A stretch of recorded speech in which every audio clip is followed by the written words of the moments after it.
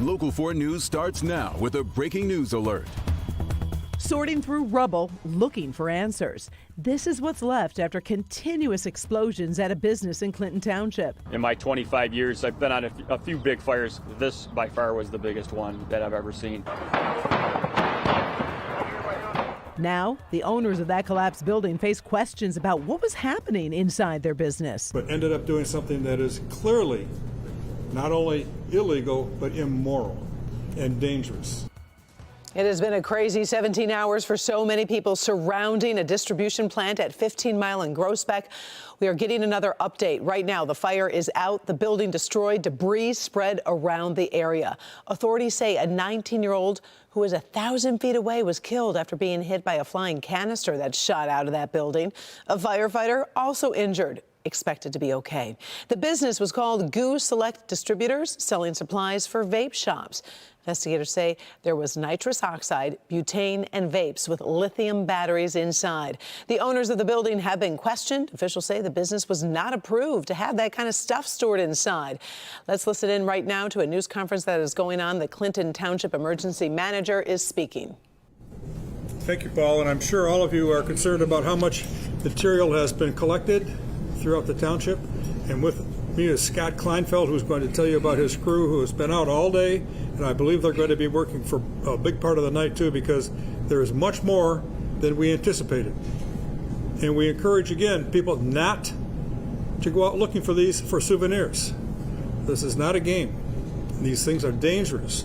They're jagged. They could hurt some little people, and they're containers that are still exploding. Not very many, but it's still dangerous. So, Scott? Yes, the Department of Public Services has been out for several hours, starting this morning till currently. We are picking up all sidewalks, all front of homes in a 2-mile radius is where we have been. We have collected 15 yards of debris as far out as 2 miles. So this explosion sent a lot of debris out into the community. So we have all sidewalks cleared. We have all the right-of-ways cleared for public safety. And like Bob had said, we want to stress that people picking these canisters up, there is a danger there. And we have working with the Michigan State Bomb Squad to work with them to pick these canisters up and secure them to, for public safety. So that is all. You good? Thank you, Scott. We have a company by the name of Balfour who is out securing the site with fencing. We do have police officers that will be monitoring the area. We do not want residents going in the fenced-in area.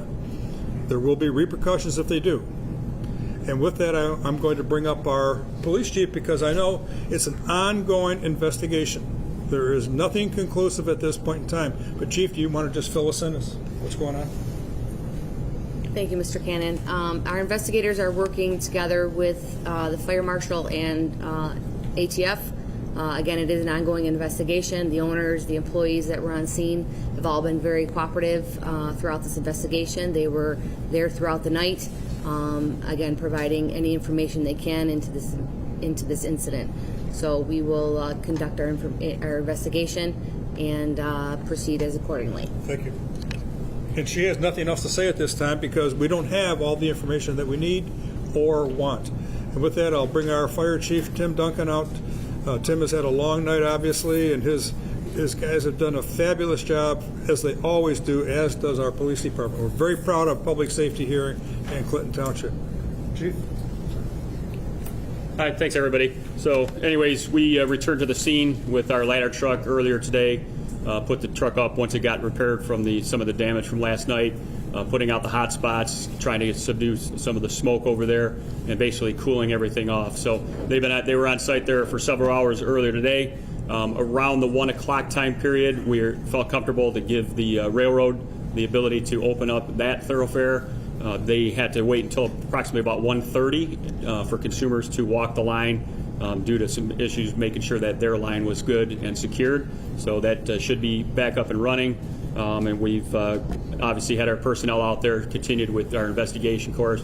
Obviously, like everybody else has mentioned, the cooperation, we were approached by a special agent from the ATF to be involved in this, and we certainly gave our full approval to bring everything they can into the township, and possibly along with the state of Michigan and our local investigators to try to figure out what's happening there. So we're cordoning off the area. Once again, broken record, please stay away. We don't want anybody getting hurt. And we'll be back there tomorrow to hopefully get the investigation underway with all personnel to start to look into this situation. Thank you, Chief. Just been listening to the chief, where a local state of emergency has been called for Clinton Township. We just heard that they're asking the public to stay away from that area, especially if they happen to see any of those canisters. They're dangerous and they could explode. Their crews have been out all day. They've collected at least 15 of those canisters and collected nearly 15 yards of debris.